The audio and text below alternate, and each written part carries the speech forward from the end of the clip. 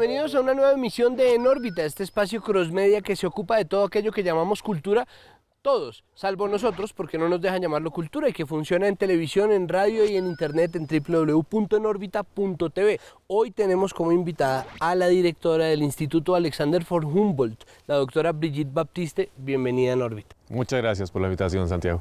¿Qué quiere decir sostenible? Bueno, sostenible en el sentido más estricto es toda actividad humana que utilice recursos en el presente sin afectar la posibilidad y los derechos de las generaciones futuras de tener la misma oportunidad o una equivalente. ¿Qué quiere decir limpio? O sea, cuando uno habla de, bueno, energía limpia, más o menos se entiende, pero procesos limpios. Bueno, esos son términos, digamos, con una gama muy amplia de interpretaciones, ¿no?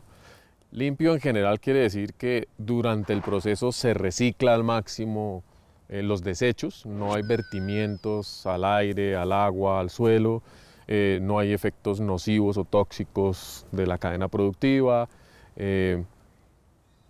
pero es difícil garantizar que eso suceda porque pues, desde la extracción del recurso con el que se enlata un pescado, por ejemplo, o con el que se construye el camión en el que se transportan las latas, o con el que se maneja toda la publicidad para vender las latas, pues ahí hay una cantidad de impactos pequeños que se van filtrando y que van generando impactos. En ecología decimos no hay comida gratis.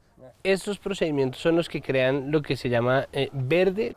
Sí, paulatinamente se ha ido agrupando, digamos, todas las prácticas que tienen algún contenido de este tipo de producción limpia o reciclada o sin tóxicos o respetuosa del medio ambiente. Es una gama muy grande hacia lo que sería verde en grande. Sin embargo, si fuésemos a ser estrictos, cada uno de esos términos requiere un nivel de certificación y de cuantificación y tiene unos estándares de ley. Azul. Entonces que ahora ya no son las empresas verdes, sino las empresas azules. Lo que están tratando de hacer las empresas es, digamos, fragmentar el mercado ambiental para construir identidades más, digamos, más claras, que respalden sus actividades de una manera más concreta. Entonces, los que disminuyen su huella hídrica, es decir, los que minimizan el consumo de agua para producir una botella de cerveza, por ejemplo, o para producir una llanta. Entonces todo eso tiene una huella hídrica y uno puede hacer explícita la huella hídrica y decir que yo soy más eficiente que otra empresa y utilizarlo en el mercado.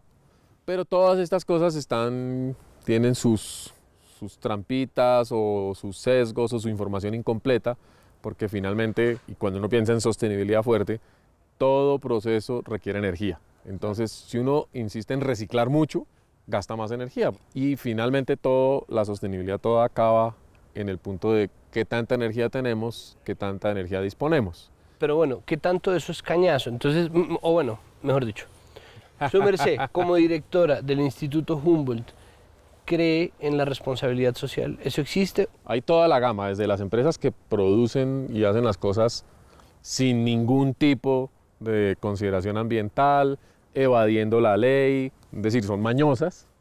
Las empresas que están comenzando a entender que hay ciertas ventajas competitivas o financieras en hacer las cosas bien hechas ambientalmente, las que le ven ventajas reputacionales, de respeto, ética, y dicen, no, realmente vamos a hacer una producción decente, las que sustituyen una responsabilidad de hacer las cosas bien con publicidad, y es una cortina de humo y mucha propaganda, greenwashing, como se llama en el mundo, hay toda clase de estudios. Y hay empresas que incluso están pensando en adaptarse a los retos futuros, por ejemplo, de cambio climático y de cambio social, y dicen, yo prefiero destinar una porción importante de mis ganancias a mejorar procesos, a incrementar la participación social, a investigar, y hacen un esfuerzo sustancial más allá de lo que la ley les pide, más allá de su responsabilidad social. Y hacia allá nos vamos moviendo, con motivaciones meramente de mercado o por razones éticas. Yo pienso que ambas cosas son importantes. Se ha dado entonces ahorita la pelea en donde los que quieren que se den licencias mineras llaman mamertos a los que no quieren, pero entonces hay unos que parece que no quisieran que nunca jamás se hiciera una sola licencia de explotación minera. ¿Cómo se equilibra eso? Yo creo que existe, cuando uno mira las cosas como un flash, una fotografía de momento, y uno dice cómo deberían ser las cosas, y entonces, dado que la foto es muy distinta al deber ser, la gente se polariza. Pero hay que entender todo como un proceso histórico, un proceso en el que tenemos 45 millones de colombianos cada vez viviendo más en ciudades, con unas formas de vida, unos modelos de desarrollo que uno no puede cambiar de la noche a la mañana, así cambiara el modelo educativo, así cambiara el comportamiento de las personas espontáneamente. ¿Cómo hace uno para hacer eso? Eso tiene que seguir un proceso. Y la polarización no reconoce la necesidad de construir proceso, sino plantea o que la ley o que la policía, o bien sea el modelo stalinista o el del dictador, ¿cierto? Ambos de buenas intenciones, pero esto hay que cambiarlo ya. Y entonces me parece que los debates son muy irreales. Lo curioso es que siendo tan irreales tengan tanta resonancia, porque son minorías contra minorías. Bueno, hay algo que me parece que es muy bonito y que es importante, y es que todos esos procesos deben ser cooperativos. Claro, es indispensable. Los ecosistemas funcionan en escalas grandes, la sociedad también. Las decisiones que haya que tomar en el sentido de la adaptación, por ejemplo, son decisiones políticas concertadas, debatidas, ilustradas. Y por eso, para hacer buen manejo ambiental, lo que más se necesita es siempre más democracia, mejores instituciones.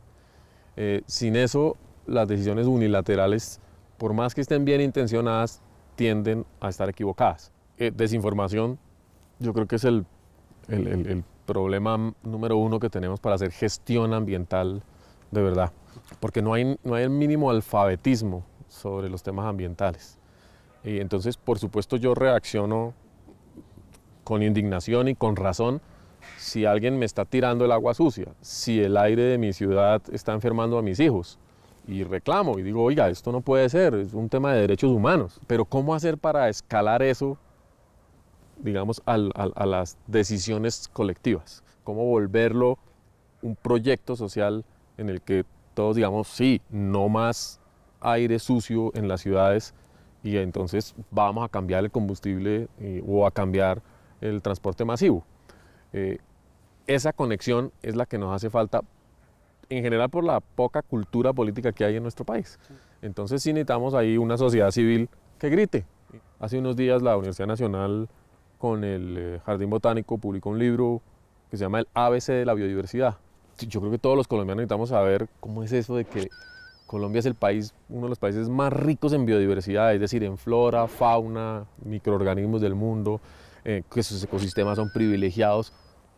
Pues nosotros vivimos acá, esto es privilegiado, y uno lo aprecia cuando sale y vuelve y se da cuenta que el mundo no tiene esos niveles de verde, no tiene esa riqueza gigantesca de peces, de plantas y demás, pero además tampoco sabe muy bien qué hacer con eso.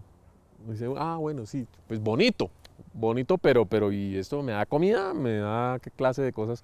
Entonces nosotros hablamos de servicios ecosistémicos y la gente inmediatamente, ¿servicios ecosistémicos? ¿Y eso qué es? Y dicen, pues mire, es que toda la comida del país depende de que funcione biológicamente el territorio. Hay que cuidarlo. Si uno le mete un bulldozer a un morichal en el llano o una retroexcavadora para sembrar un arrozal, dice, pues voy a producir comida. Y mientras está produciendo arroz, muy bien, generando empleo, un personaje en su tractor, en su bulldozer, en su máquina, y luego una cadena comercial para llevar el arroz hasta la tienda urbana, está dejando sin comida a 1000 familias aguas abajo para siempre. La responsabilidad ambiental, eso es un poco como el voto. Uno tiene la sensación de que siendo tanta gente, si uno hace o no hace, no tiene mayor implicación. Entonces la pregunta es, si sirve algo, o sea, si sirve que cada quien adquiera un compromiso, ese compromiso tiene que ser de nuevo dialogado, no sé, entre el edificio, en el barrio. Yo creo que todos tenemos que hacerlo y hacer muchas de esas cosas como experimentos personales. Y luego, a medida que vamos agrupando las prácticas, evaluar si realmente tiene impacto o no impacto, desarrollando esas conversaciones más amplias. Yo separo mi basura hace 5 años y yo sé que más de la mitad de lo que he hecho ha sido perdido. Porque como dice la gente, no, pero yo para qué separo si viene el carro y vuelve y la junta toda y se revuelve. Tampoco estoy segura que el reciclaje sea una opción muy sostenible, por lo que le decía él. Para reciclar hay que usar agua limpia, hay que usar energía, pero sí sé que, por ejemplo, mejora las condiciones del empleo de los habitantes de la calle. Entonces, eso es ya un gesto positivo. Y así con el consumo de todo tipo. Si yo me preocupo por tratar de reducir mi huella ecológica y lo pienso, ya con eso gané. Porque nos vamos a ver obligados a hacerlo cada vez más drásticamente a medida que la crisis ambiental vaya avanzando y se vaya manifestando. Hay un pasivo ambiental, decimos, una deuda acumulada de deterioro que no la sentimos todavía mucho, pero se va a ir materializando en problemas sociales y económicos. Yo digo que gran parte de las movilizaciones campesinas de principio de año respondían a la deuda ambiental y al deterioro ecológico. Porque cuando la gente ve que su sistema ya no es rentable y necesita, porque los agroquímicos son cada vez más costosos y necesita más agroquímicos para producir, ¿qué quiere decir eso? Que el suelo ya no es sano, ya no puede producir sin ponerle subsidios, entonces la economía no funciona y la gente dice, no, pues si me pagan el 20% del costo de producción, ¿yo por qué voy a seguir produciendo? A pérdida nadie produce. Y esas contradicciones van a comenzar a incrementarse cada vez, el recibo del agua va a salir más caro, y si no, también el deterioro de las condiciones del aire, las condiciones del espacio público, también van a empezar a pasar cada vez factura en términos de, yo diría, de infelicidad. Sí. De infelicidad, porque eso la gente lo siente muy visceralmente. Doctora, muchísimas gracias por esta entrevista. No, a ustedes por la oportunidad de hablar tanto. No, muy bien, buenísimo. Señores, esta entrevista completa en www.enorbita.tv, de la misma forma que tantos otros contenidos que nosotros en esta casa hacemos para que ustedes puedan disfrutar, así que no dejen de seguirnos en televisión, en radio y en internet. Hasta luego.